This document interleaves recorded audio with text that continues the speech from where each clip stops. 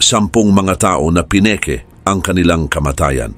Welcome sa Arvin Polo TV. Dahil sa iba't ibang mga kadahilanan ay maraming mga tao ang mas piniling magkunwaring patay. Ang ilan ay ginawa ito upang makatakas sa batas at mabuhay na ng tahimik. Kadalasan natin itong napapanood sa mga palabas, ngunit totoo palang nangyayari sa tunay na buhay. Grabe no?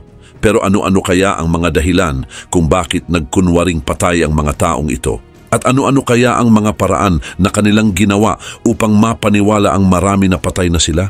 Kaya naman sa video na ito ay kikilalanin at pag-uusapan natin ang 10 mga tao na pineke ang kanilang kamatayan. Kaya naman simulan na agad natin. Number 1, John Stonehouse. Si John Stonehouse ay isang politiko mula sa Britain na sumikat dahil sa kanyang kakaibang plano. At iyon ay ang magpanggap na patay noong 1974. Siya ay member ng Parliament para sa Labour Party at nagsilbi bilang Minister ng Estado para sa Technology sa ilalim ng pamahalaan ni Harold Wilson. Ang pagpeke niya sa kanyang kamatayan ay nagdulot ng malaking eskandalo sa Britain. Noong November 20, 1974, ay iniwan ni Stonehouse ang kanyang mga damit sa tabing dagat sa Miami, Florida upang magmukhang nalunod siya habang lumalangoy. Ang plano niya ay magtago at magbagong buhay sa ibang bansa. Plano niyang magsimula ng bagong buhay sa Australia kasama ang kanyang mistress na si Sheila Buckley. Gumamit siya ng pekeng pangalan na Joseph Markham at umasa na makakaligtas sa mga legal at financial problems na kinakaharap niya sa Britain. Dahil bago pa ang kanyang pekeng kamatayan, si Stonehouse ay nahaharap na sa mga problema na may kaugnayan sa pandaraya at katiwalian. Marami siyang utang at sangkot din siya sa mga kaduda-dudang negosyo. Dahil dito ay nagdesisyon siyang mag-imbento ng plano para makatakas. Subalit matapos mawala ay pumunta si Stonehouse sa Australia gamit ang pekeng pangalan at pekeng dokumento.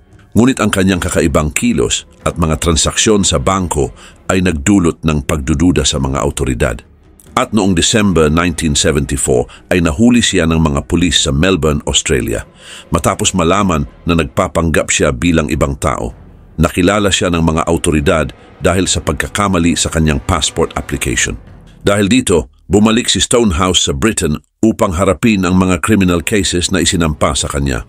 Noong August 1976 ay nahatulan siya ng 7 taon na pagkakakulong dahil sa pandaraya, pagnanakaw at iba pang kaso.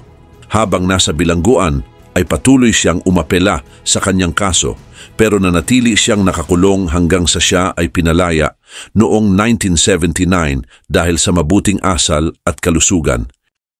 Number 2, Timothy Dexter. Si Timothy Dexter ay isang kilalang negosyante noong 18th century sa Amerika.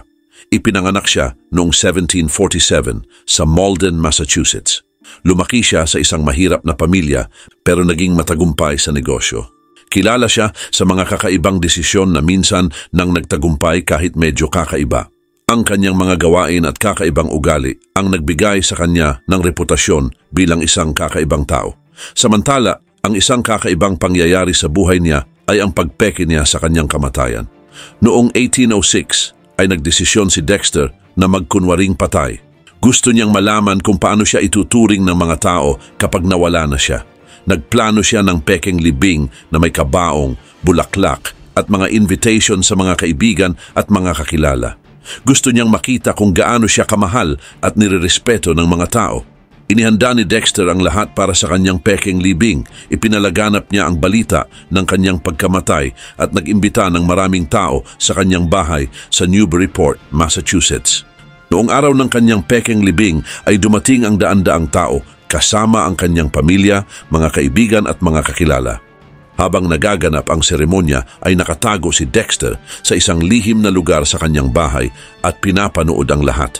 Ngunit sa kalagitnaan ng seremonya ay hindi na nakatiis si Dexter at bigla siyang lumabas mula sa kanyang taguan.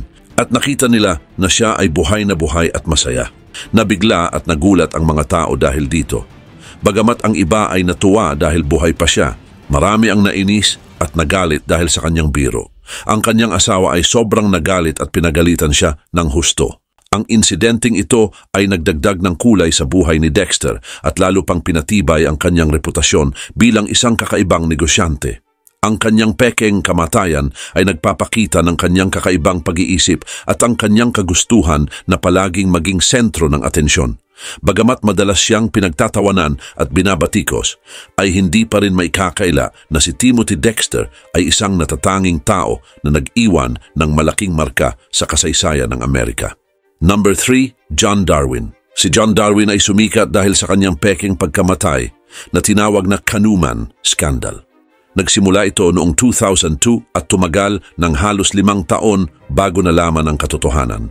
Noong March 21, 2002, ay naisip ni John Darwin na magpanggap na patay para makaiwas sa utang at makuha ang pera mula sa insurance. Sumakay siya ng canoe mula sa kanilang bahay sa Seaton Carew, Hartlepool sa England. At matapos siyang hindi bumalik, ay inireport siya ng kanyang asawa na si Anne Darwin na nawawala. Matapos hanapin ay natagpuan ang kanyang wasak na canoe sa isang seashore, kaya inakala ng lahat na siya ay nalunod. Subalit, habang ang lahat ay naawa at nagdadalamhati, ay nagtatago lang pala si John sa isang maliit na apartment malapit sa kanilang bahay. May pintuan ito na konektado sa kanilang bahay kaya madali siyang nakakabalik. Ang kanyang asawa na si Anne ay nagkunwaring malungkot at inayos ang mga papeles para makuha ang pera mula sa insurance. At para magmukhang totoo ang kanyang pagkamatay, ay naglakbay si John sa iba't ibang bansa gamit ang mga pekeng dokumento. Noong 2006 ay pumunta siya sa Panama kasama si Anne para magsimula ng bagong buhay at nagtayo ng negosyo. Pero nahirapan silang mamuhay ng permanente ron, kaya kinailangan niyang bumalik sa United Kingdom. At noong December 2007 ay lumabas sa publiko si John at nagkunwaring wala siyang maalala mula sa nakaraang 5 taon.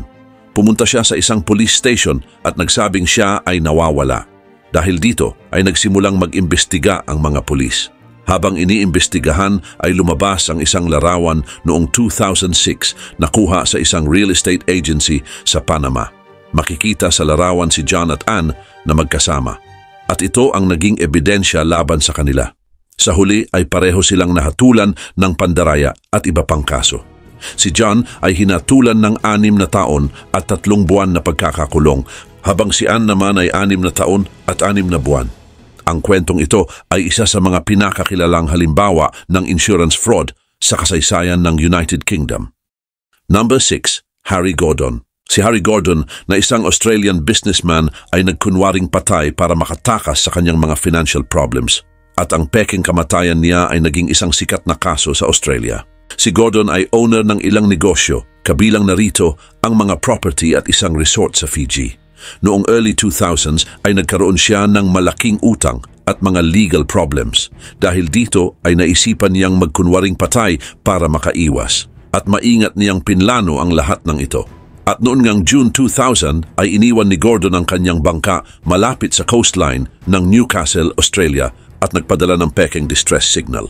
Natagpuan ang kanyang bangka na walang laman kung kaya't nagsagawa ang mga autoridad ng search and rescue operation. Matapos ang ilang araw ay sinabi nila na maaaring nalunod si Gordon. Samantala, habang naniniwala ang lahat na patay na siya, ay nagtungo si Gordon sa ibang bansa gamit ang pekeng pangalan. Nakapunta siya sa New Zealand kung saan namuhay siya ng tahimik at nagtrabaho ng simple. Ngunit nagluksa ang kanyang pamilya at mga kaibigan sa Australia. Tumagal ng 5 taon ang pekeng kamatayan ni Gordon. Subalit noong 2005 ay natuklasan siya ng mga autoridad ng New Zealand at inaresto. Pati ang kanyang asawa na kasabwat niya ay sinampahan din ng kaso. Sinampahan si Gordon ng mga kasong pandaraya at paggawa ng pekeng dokumento. Sa korte ay inamin niya ang kanyang mga pagkakamali at sinabing desperado na siyang makatakas sa kanyang mga problema kung kaya't nagkunwari siyang patay. Dahil dito ay nakulong siya. Bukod sa mga legal cases ay nagdulot din ito ng matinding emotional problems sa kanyang pamilya at mga kaibigan. Ang kanyang pekeng kamatayan ay naging aral na ang maling desisyon ay maaaring magdulot ng malaking epekto sa buhay ng marami. Number 7, Henry Fielding. Si Henry Fielding na isang sikat na English writer ay kilala sa kanyang mga novel tulad ng Tom Jones. Isa rin siyang dramatist at reporter. Ngunit may isang misteryo sa kanyang buhay na patuloy na pinag-uusapan at iyon ay ang kanyang di umano'y pekeng pagkamatay. Samantala, noong 1754 ay nagkasakit ng malubha si Fielding. Nagkaroon siya ng gout at mga problema sa atay. Dahil dito ay nagdesisyon siyang pumunta sa Lisbon, Portugal upang humanap ng lunas sa mas mainit na klima at sariwang hangin. Ayon sa mga report ay namatay siya sa Lisbon noong October 8, 1754 at inilibing sa isang English cemetery doon. Ngunit ang kanyang pagkamatay ay nagdulot ng maraming speculation. Ang iba ay naniniwala na pineke niya ang kanyang kamatayan upang makatakas sa mga utang at kaaway. Noon si Fielding ay hindi lamang writer kundi isa ring tagapagpatupad ng batas, kung kaya't marami siyang naging kaaway. At ang idea na pineke niya ang kanyang pagkamatay ay upang makaiwas sa mga problemang ito ay sinusuportahan ng ilang tao. Kaugnay din nito, may teorya na nagsasabing si Fielding ay nagpunta sa Portugal upang magsimula ng bagong buhay gamit ang ibang pangalan. Ginamit ang kanyang kalagayan sa kalusugan bilang dahilan upang mapaniwala ang publiko na siya ay patay na. Ayon sa ilang ulat ay may mga nakakita sa isang taong kamukha ni Fielding na tahimik na namumuhay sa isang liblib na lugar sa Portugal.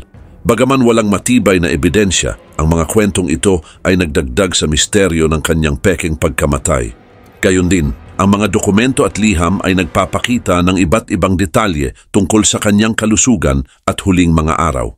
May mga liham na nagpapakita na ang kanyang kalagayan ay hindi kasing lala ng sinabi sa publiko, kung kaya't nagkaroon ng teorya na ang kanyang pagkamatay ay isang palabas lamang. Dagdag pa rito, isa pang bahagi ng kwento ay ang kanyang mga personal relationships.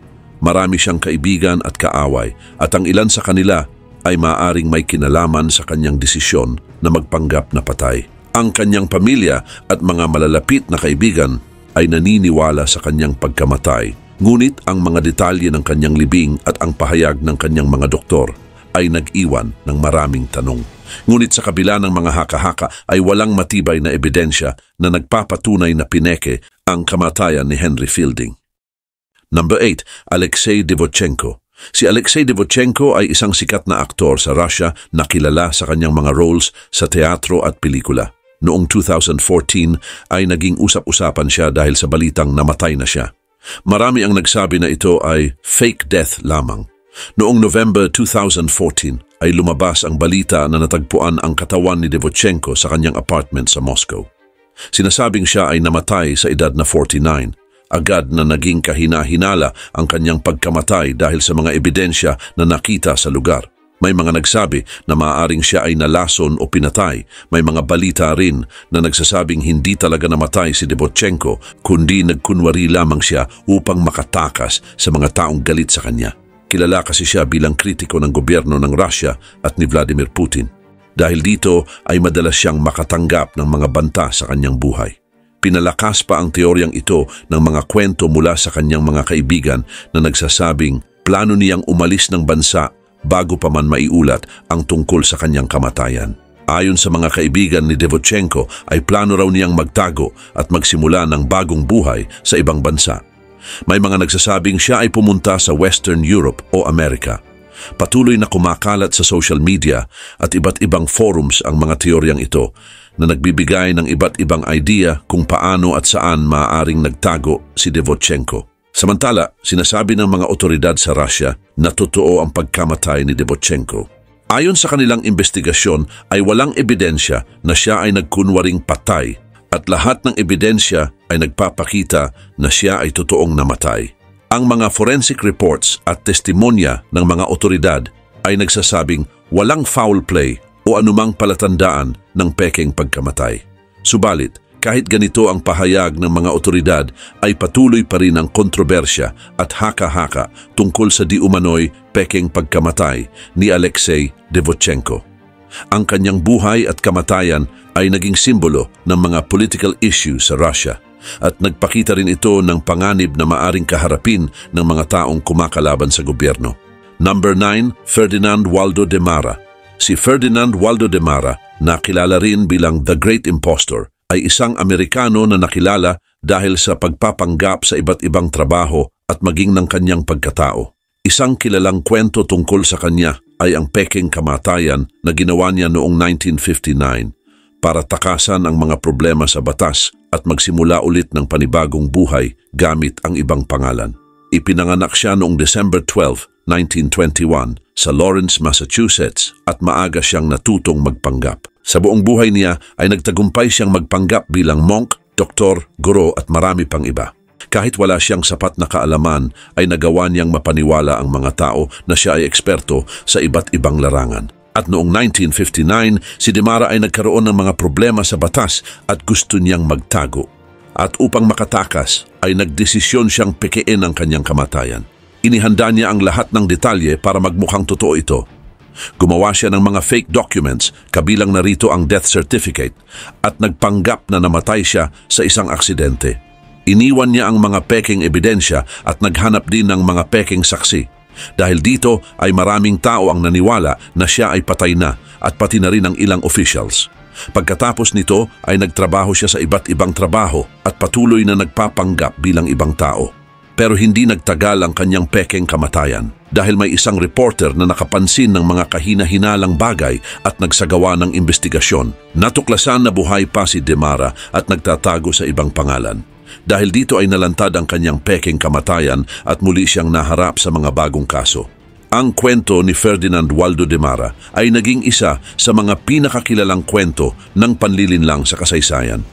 Ang kanyang kakayahan sa pagpapanggap at paggawa ng mga detalyadong kasinungalingan ay nagsilbing ideya para sa iba't ibang pelikula at libro. At isa sa mga pinakakilala ay ang pelikulang The Great Impostor noong 1961, kung saan si Tony Curtis ang gumanap bilang De Mara.